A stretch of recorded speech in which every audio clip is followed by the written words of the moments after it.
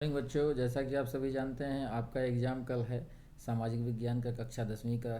तो उसको देखते हुए मैंने कुछ वीवीआईपी क्वेश्चन जो कि ऑब्जेक्टिव टाइप के हैं लेकर के इस वीडियो में आया हूं, जो कि 40 महत्वपूर्ण प्रश्न हैं जो कल के आपके एग्ज़ाम में आने की संभावना बहुत ही ज़्यादा है। तो यदि आप इस वीडियो को देख लेते हैं, इस सेट को देखते हैं, तो आपका जो प्रश्न पत्र है वो बहुत ही आसान हो जाएगा। तो आइए फटाफट इन 40 प्रश्नों को देखते हैं। तो यदि आप चैनल पर नए हैं तो प्लीज़ चैनल को फटाफट लाइक शेयर सब्सक्राइब कर लीजिए। सबसे पहला क्वेश्चन हम लोग देखते हैं। जो सबसे पहला क्वेश्चन है वो कौन सा है? पहला क्वेश्चन क्या कह रहा है, देखिए यहाँ पहला जो क्वेश्चन है, 1789 में यानी 1789 ईस्वी में फ्रांस की क्रांति के समय किसका शासन था? तो किसका शासन था? यहाँ 4 ऑप्शन है, गेस करिए कौन सा ऑप्शन सही होगा।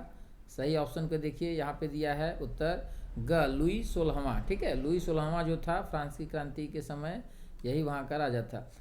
सेकंड क्वेश्चन देखिए, द स्पिरिट ऑफ लॉ पुस्तक का लेखक कौन था? The spirit of law, Voltaire, Montesquieu, Diderot और रूसो। तो इसका सही उत्तर क्या होगा? इसका सही उत्तर होगा मॉन्टेस्क्यू। ठीक है, इसका सही उत्तर क्या होगा? मॉन्टेस्क्यू। तीसरा प्रश्न देखते हैं, यह किसका कथन है, जब फ्रांस सीखता है तो बाकी यूरोप को सर्दी जुकाम हो जाता है?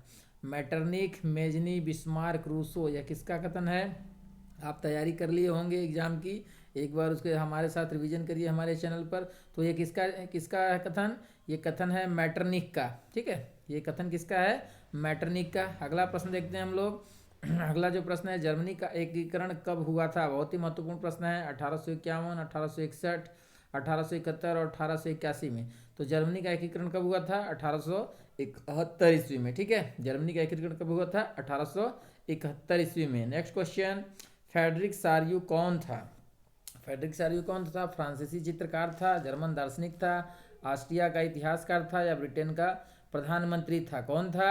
इसका उत्तर देख लेते हैं हम लोग फट से। फ्रांसीसी चित्रकार था। ठीक है, कौन था? फ्रांसीसी चित्रकार। नेक्स्ट क्वेश्चन, गांधी जी दक्षिण अफ्रीका कब गए? 1870 में, 1875, 1880 और 1893। तो गांधी जी दक्षिण अफ्रीका कब गए? 1893 ईस्वी में। जो लास्ट वाला ऑप्शन है वो सही है।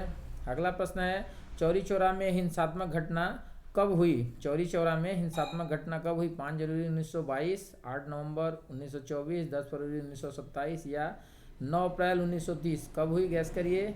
तो चौरी चौरा में घटना कब हुई? 5 जनवरी 1922। जो ऑप्शन क है वो सही है। Next question, question number 8, Rowlatt act कब पारित हुआ?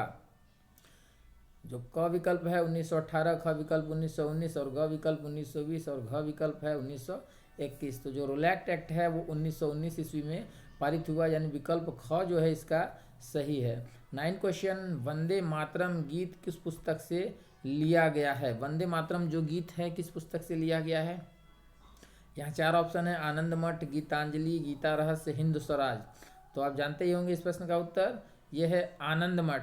ठीक है, आनंद मठ है, बंकिम चंद्र चटर्जी के द्वारा लिखी हुई बंगला उपन्यास है, उसमें से लिया गया है।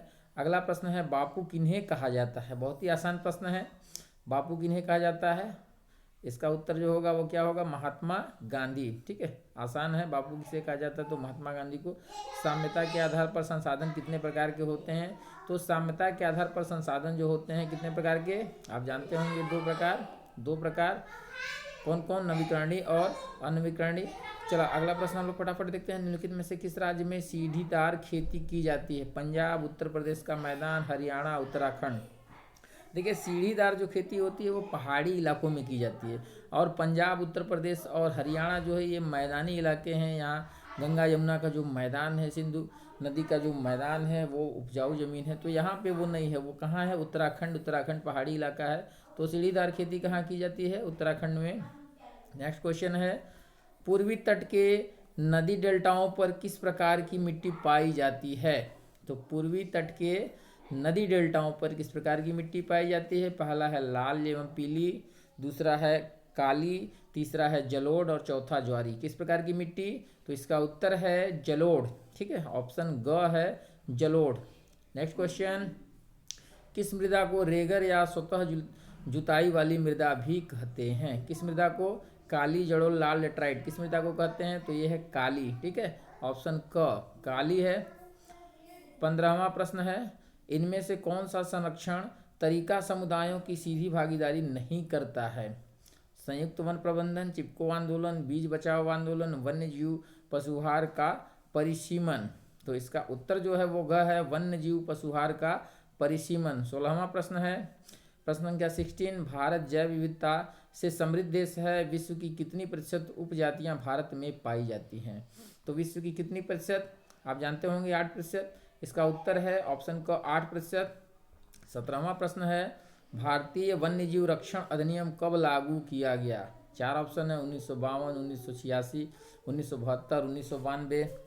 गैस करिए कौन सा सही होगा। चलिए आइए इसके उत्तर को देखिए, ऑप्शन ग 1972। ठीक है, 1972 जो है ग वो सही है। नेक्स्ट 18 क्वेश्चन, भारत में बहुउद्देशीय नदी परियोजना को आधुनिक भारत का मंदिर किसने कहा था? यानी आधुनिक भारत का मंदिर। ठीक है, तो महात्मा गांधी, लाल बहादुर शास्त्री, जवाहरलाल नेहरू या विनोबा भावे? तो पता होगा आपको, अगर नहीं पता हो तो याद कर लीजिए, जवाहरलाल नेहरू। इसका उत्तर है ऑप्शन ग, जवाहरलाल नेहरू। अगला प्रश्न है, दामोदर नदी घाटी परियोजना किस राज्य में स्थित है? झारखंड, बिहार, पंजाब, राजस्थान? तो दामोदर आपके अपने स्टेट से संबंधित है। कौन सी नदी पर बनी है? दामोदर नदी पर। तो ये दामोदर घाटी परियोजना झारखंड राज्य से संबंधित है, ऑप्शन क है वो, झारखंड।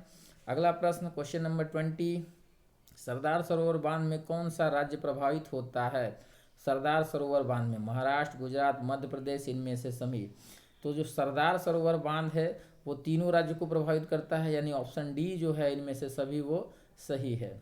आइए अगला देखते हैं। चूँकि देखिए मैं यहाँ पे केवल पॉइंट टू पॉइंट आपके आंसर को ही बता रहा हूँ, ज़्यादा विस्तार से मैं बात करने का प्रयास नहीं कर रहा हूँ, क्योंकि आज आप लोग चैनल पर आए हुए हैं और आपके पास समय बहुत कम है, फटाफट आपको बहुत सारे रिवीजन करने हैं, कल आपका एग्जाम है। इस वजह से मैं केवल पॉइंट टू पॉइंट बात कर रहा हूँ। अगर आपको लगता है कि और किसी क्वेश्चन पर डिटेल की ज़रूरत है तो आप कमेंट करके ज़रूर बताएं। इससे पहले भी मैंने बहुत सारे सामाजिक विज्ञान के वीडियो अपलोड किए हुए हैं, तो चैनल पर आप जाकर के उसको भी देख सकते हैं और अपनी परीक्षा की तैयारी पुख्ता कर सकते हैं। आइए क्वेश्चन 21 देखते हैं। औसत आय प्रति व्यक्ति आय की गणना किस प्रकार की जाती है? तो आप जानते हैं इसके 4 ऑप्शन है, इसमें जो सही ऑप्शन है वो कौन सा होगा? देश की कुल आय बटे देश की कुल जनसंख्या। ये ऑप्शन का जो है वो सही है। ठीक है, 22वां प्रश्न देखिए, विभिन्न देशों के वर्गीकरण करने के लिए विश्व बैंक किस मापदंड का प्रयोग करता है? प्रति व्यक्ति आय, मानक विकास सूचकांक, सकल घरेलू उत्पाद या जनसंख्या? 4 ऑप्शन है, प्रति व्यक्ति आय, मानव विकास सूचकांक, सकल घरेलू उत्पाद और जनसंख्या। तो किसका प्रयोग करता है? प्रति व्यक्ति आय का। ठीक है, प्रति व्यक्ति आय जो है वो बहुत ही महत्वपूर्ण है। 23 क्वेश्चन, नवीकरणीय साधन का उदाहरण है?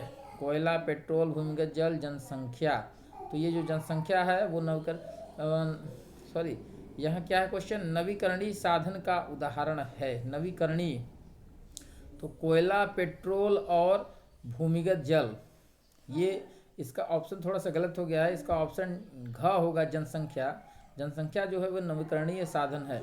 ठीक है, आगे चलते हैं हम लोग। अगला है 24, लोगों के विकास के लक्ष्य क्या होते हैं? समान, भिन्न या परस्पर विरोधी या परिवर्तित, इनमें से कोई नहीं। लोगों के विकास के लक्ष्य जो होते हैं वो भिन्न या परस्पर विरोधी होते हैं। रामू एक किसान है जिसने अधिशेष गेहूं को एक आटा मिल के मालिक को 10 रुपये प्रति किलोग्राम की दर से बेचा। मिल मालिक ने बिस्कुट कंपनी को आटा 15 रुपये प्रति किलोग्राम की दर से बेच दिया। बिस्कुट कंपनी ने आटे के साथ चीनी एवं तेल जैसी चीज़ों का उपयोग कर बिस्कुट के 4 पैकेट बनाई और बाजार में उपभोक्ता को 80 रुपये में, यानी 20 रुपये प्रति पैकेट बिस्किट, 20 रुपये प्रति पैकेट बिस्किट बेचा। सकल घरेलू उत्पाद की गणना में उपयुक्त में से किस वस्तु के मूल्य को लिया जाएगा? तो उपयुक्त में से किस वस्तु के मूल्य को लिया जाएगा? तो वो जाएगा बिस्कुट, क्योंकि अंतिम प्रोडक्ट कौन है? बिस्किट है। ठीक है, सकल घरेलू उत्पाद में बिस्किट आएगा। 26 क्वेश्चन, विनिर्माण की प्रक्रिया किस क्षेत्र का भाग है? सेवा, कृषि एवं सहायक, द्वितीयक, प्राकृतिक। विनिर्माण किस में आएगा? वो आएगा आपका द्वितीय क्षेत्र में। ठीक है, द्वितीय क्षेत्र। 27, अनीता एक साड़ी की दुकान में काम करती है जहां सवैतनिक अवकाश का कोई प्रावधान नहीं है, जबकि सीता एक सरकारी अस्पताल में नर्स है जहां उसे वर्ष के कुछ दिन सवैतनिक अवकाश मिलता है। इन दोनों में से किसका कार्य संगठित और किसका असंगठित? ठीक है, तो किसका संगठित होगा, किसका असंगठित होगा, देख लीजिए। अनीता असंगठित क्षेत्र में और सीता संगठित। अनीता संगठित, सीता असंगठित, अनीता संगठित तथा सीता असंगठित, अनीता असंगठित, सीता संगठित। इसका उत्तर जो होगा हो जाएगा ऑप्शन का, अनीता असंगठित क्षेत्र में और सीता संगठित क्षेत्र में है। क्वेश्चन नंबर 28, अंतिम वस्तुओं के मूल्य में मध्यवर्ती वस्तुओं का मूल्य खाली स्थान होता है। तो अंतिम वस्तुओं के मूल्य में, ठीक है, पहले से ही शामिल, बाद में शामिल, शामिल नहीं, इनमें से कोई नहीं। तो इस कौन सा ऑप्शन सही होगा, ऑप्शन क है, पहले से ही शामिल। ठीक है। 29वां प्रश्न देखते हैं, राष्ट्रीय ग्रामीण रोजगार गारंटी अधिनियम कब स्वामित्व में आया। तो ये जानते होंगे, जो नरेगा था, national rural employment guarantee act जो है अब मनरेगा के नाम से जाना जाता है। तो ये सन 2000 कब आया था, 2005 में आया था, 2005 ईस्वी में। अब अगला प्रश्न है क्वेश्चन नंबर 30, भंडारण को किस क्षेत्र में शामिल किया जाता है, प्राथमिक, द्वितीयक, तृतीयक। तो भंडारण जानते हैं सेवा क्षेत्र के अंतर्गत आता है और सेवा जो है तृतीयक क्षेत्र से संबंधित है। आइए आगे चलते हैं। क्वेश्चन नंबर 31, संघीय शासन व्यवस्था के संबंध में निम्न में से कौन सा असत्य है। संघीय शासन व्यवस्था, तो पहला ऑप्शन है देश की एकता की सुरक्षा करना और उसे बढ़ावा देना, ठीक है। आगे है क्षेत्रीय विविधताओं का सम्मान करना, ये भी सही है।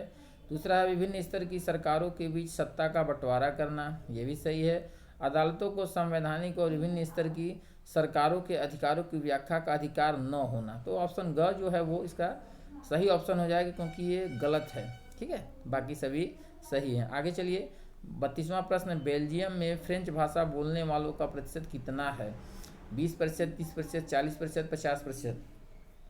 आप अंदाज़ा लगाइए कितना होगा, गेस करिए और अपने आप से अपना मूल्यांकन करिए। आइए इसके सही उत्तर को देखते हैं। इसका ऑप्शन है 40% सही है, ऑप्शन ग, ठीक है। आगे आइए 33वां प्रश्न, श्रीलंका में सिंहली को कब राजभाषा घोषित किया गया। श्रीलंका में सिंहली को कब राजभाषा घोषित किया गया, 1956, 1958, 1960 और 1962। कब किया गया, तो 1956 में, ठीक है। ऑप्शन क जो है वो सही है, 1956। 34वां प्रश्न देखिए, संविधान में कुल कितनी भाषाओं को अनुसूचित भाषा का दर्जा दिया गया। तो संविधान की 8वीं अनुसूची में कुल 22 भाषाएं हैं, 22 भाषाओं का दर्जा दिया गया है। आइए आगे, 32वां प्रश्न, निम्न में कौन सुमेलित नहीं है। तो भारतीय संघ, राष्ट्रपति, राज्य उपराष्ट्रपति, ये सुमेलित नहीं लग रहा है। नगर निगम, मेयर, ठीक है। ग्राम पंचायत, सरपंच, मुखिया, तो राज्य उपराष्ट्रपति, ठीक है, राज्य उपराष्ट्रपति ये सुमेलित नहीं है। 36, 7 पार्टी अलायंस, सप्तदलीय गठबंधन का गठन किस देश में किया गया था, चीन, नेपाल, बोलीविया, श्रीलंका। आइए इसके उत्तर को देखिए, नेपाल में। 37वां प्रश्न है, बोलीविया किस महादेश में अवस्थित है, अमेरिका, लैटिन अमेरिका, ये लैटिन हो गया है, लैटिन अमेरिका, अफ्रीका और यूरोप। तो गैस करिए कहाँ होगा, लैटिन अमेरिका में, ठीक है। बोलीविया जो है वो लैटिन अमेरिका का हिस्सा है। अगला है, बोलीविया में जल युद्ध नामक आंदोलन का नेतृत्व किसने किया था। जल युद्ध एक हुआ था, इसका नाम नेतृत्व किसने किया था, फेडकोर, 7 पार्टी अलायंस, बामसेफ या national alliance for pulse movement. तो इसका उत्तर है फेडकोर। 39 देखिए, इनमें से कौन सा कथन असत्य है। राजनीतिक दल राजनीतिक पक्ष लेते हैं जबकि दबाव समूह राजनीतिक मसलों की चिंता नहीं करते। अगला है, दबाव समूह कुछ लोगों तक ही सीमित होते हैं जबकि राजनीतिक दल का दायरा ज़्यादा लोगों तक फैला रहता है। दबाव समूह सत्ता में नहीं आना चाहते हैं जबकि राजनीतिक दल सत्ता हासिल करना चाहते हैं। दबाव समूह राजनीतिक दल समान प्रकृति के होते हैं। ऑप्शन घ जो है वो क्या है, गलत है। दबाव समूह और राजनीतिक दल समान प्रकृति के हैं, ठीक है, ये गलत है। आगे चलिए, लास्ट क्वेश्चन आ गए हैं हम लोग। तो अभी तक चैनल को सब्सक्राइब नहीं किए हैं, वीडियो को लाइक शेयर नहीं किए हैं तो ज़रूर कर लीजिए और फटाफट ऐसे ही एग्ज़ाम अपडेट पाते रहिए।